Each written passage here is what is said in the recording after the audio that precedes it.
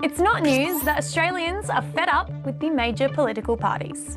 I definitely think that people are feeling less represented by bigger parties, like Labor and Liberal. I personally can't really relate to either of them. Yeah, a lot of my friends that are getting around to like 18 now, registering to vote, they're all saying that they're going to vote for the Greens. They're more aiming for like a younger demographic. I'm in support of that. I mean, otherwise I won't be able to buy a house. At the last federal election, 35% of Australian voters voted for a party or candidate that wasn't Liberal or Labor. Young people always want to go for a different party other than the big ones, mainly just because we don't want to deal with the people that made the problems beforehand, so let's try something new. I just think that people are looking for answers outside of the two options. What is news, however, is where voters are turning to instead. I've seen the polls recently and we've seen a surge in One Nation popularity. Yep, and the most recent of these polls shows more than 1 in 5 Australians say they would now vote for One Nation, making the minor party the second most popular party for the first time ever. How it makes me feel? Surprised. I'm completely surprised. I did not think that, I thought that people didn't really take that party too seriously, but you know, 1 in 5 Australians, that's quite a lot. If the trend continues and it's maintained, we are seeing a complete, I would say, restructure of politics in this country, a realignment of conservative forces. That's how significant these numbers are. Cos Samaras is a pollster at Redbridge, the company that conducted this poll.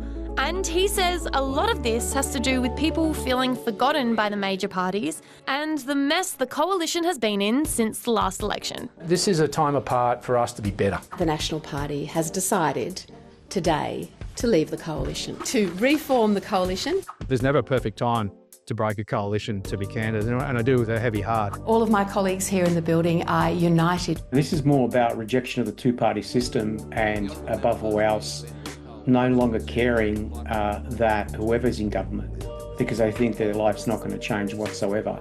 So they're basically just wanting to burn the place down. In terms of the large numbers of voters who at the moment are telling us that they're moving from the coalition to One Nation, they tend to be a lot older. These are people who have voted for the coalition or for the Liberal or National parties at previous elections. They feel conservative and they feel loyal to that side of politics. But right now, they're looking at these parties and they're saying, you guys are a mess. Dr. Jill Shepherd works as an associate professor in politics at the Australian National University in Canberra. One Nation are a party who have been around for about 30 years and they tend to focus on migration. I and most Australians want our immigration policy radically reviewed and that of multiculturalism abolished. I think that One Nation literally goes against like what Australia should be as a country. I feel like Australia is such a multicultural and diverse place and they're just so against that. Oh, my grandma's going to see this and be so mad at me, but... The things that she says about like Muslims and that I don't necessarily support, but I do think it's a bad idea to keep bringing too many people into our country. The clearer and the more simple your messaging is, the better it is. Pauline Hanson, the politics, completely disagree with, but she's done a good job of marketing her own party. Pretty terrified. I don't like the idea of the rise of right-wing culture and stuff. Dr. Shepherd says for young people, most of their votes go to the Greens, but some are looking elsewhere. What's happening increasingly, and not in huge numbers, but it's a really interesting phenomenon, I think, is that conservative young people are moving to One Nation, at least in these opinion polls. They might not vote for One Nation. And I think a lot of it is because One Nation is giving them those easy answers on things like housing affordability and the job market. I do know young people that are voting for One Nation. But I think it's a cultural split. Like I have some mates that think strongly about One Nation. They support it and some don't, especially with the immigration in the country. Most of my mates are split. There is no election tomorrow. So it's very easy to say to a pollster who calls you, yeah, I'd probably vote One Nation.